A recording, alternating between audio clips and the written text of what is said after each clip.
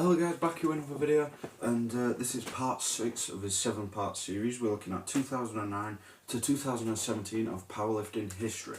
So, during this time period, we saw the raw boom. So, this particularly happened in the IPF, when the IPF decided to launch a raw division in 2012. And with the IPF being like the premier tested organisation in the world, they did specialise in equipped, but when they added the raw, a lot of raw lifters jumped ship that was tested. They jumped there, and the popularity skyrocketed within the raw lifting. And this was partially due to, raw lifting is far more accessible. It is far more easy. You go down to the gym, you squat, bench and deadlift. It's like, oh, you're really good at that, into a competition, but you don't have to put all these suits on. It's a minefield, it's tough, it hurts. People just want to go and squat what they can, bench what they can, deadlift what they can. They don't want to end up bruised up on their arms and legs. A lot of people don't want that. They just want to be able to push what their body alone can do. That's potentially one of the reasons why it happened. We saw this sort of like this new era spearheaded by Ray Williams, becoming the first 1,000 pound raw squat in sleeves. We saw this with the rise of John Hack in the IPF. He was a raw lifter. We had Ray squatting the big weights as a super. We had John being a pound for pound tested man. So we're like, do it big, do it small. Everything sort of, the stars aligned is what I'm trying to say. But it wasn't all raw lifting. Equip lifting didn't just suddenly disappear overnight like that. No, it was still a thing. We had Tidy Mika becoming the first 500 kilo bench presser. Incredible numbers. We had Nathan Baptist squatting 1,300 pounds. Let that number settle in, I'm going to tell you one more time. 1,300 pounds. Mind blowing. We had Donnie Thompson being the first man to go over 3,000 pound total. We had Dave Hoff soon after join him, and those two still to this day the only men to a total above 3,000 pounds. 3,000 pound I believe is 1,365 kilos or something like that, around that mark. So not many people's ever come close to that, let alone crossed the border. So from that point we had Dave Hoff. He was a man. No one else has been, he's had a stranglehold on equip lifting.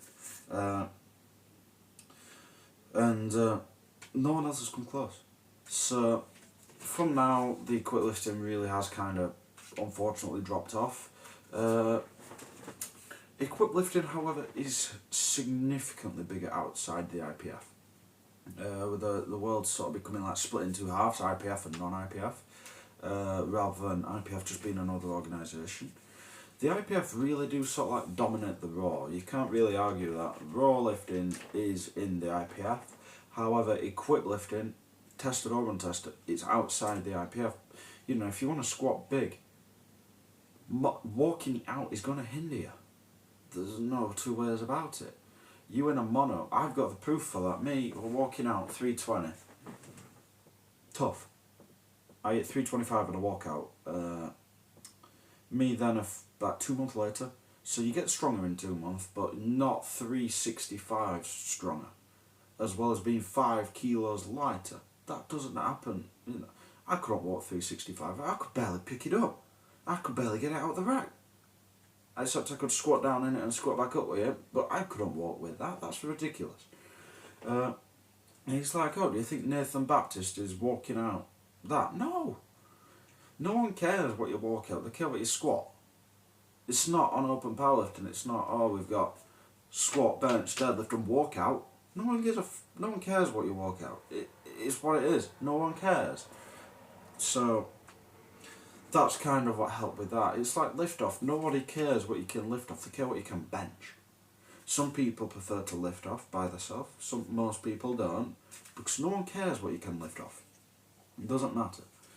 And we saw really sort of like the divide grow even more between like, the raw and the equipped. The equipped was just like, these are big softies, why don't they put the kit on? And, is what it is. We did see sort of like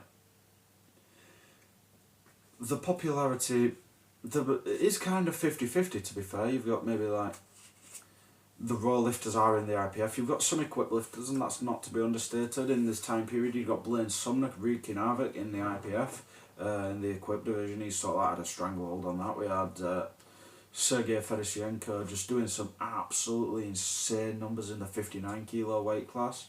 But it was just outside where you got the Dave Hoffs, not on his biggest total yet, and the Donny Thompsons getting such high numbers. It was ridiculous. But that about does it for this time. Next time we're going to be covering 2018 to 2025 to the present day. So I'd like to thank you for joining me, and until next time, keep lifting that big weight.